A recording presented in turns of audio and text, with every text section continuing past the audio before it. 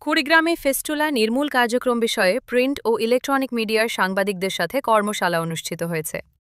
সোমবার কুড়িগ্রাম জেনারেল হাসপাতাল মিলনায়তনে স্বাস্থ্য ও পরিবার পরিকল্পনা বিভাগ কুড়িগ্রাম ল্যাম্ব FRRE প্রজেক্টের আওতায় এ কর্মশালার আয়োজন করে। ল্যাম্ব ও জাতিসংঘ জনসংখ্যা তহবিল UNFPA এর সার্বিক সহযোগিতায় প্রকল্পটি কুড়িগ্রামে বাস্তবায়িত হচ্ছে।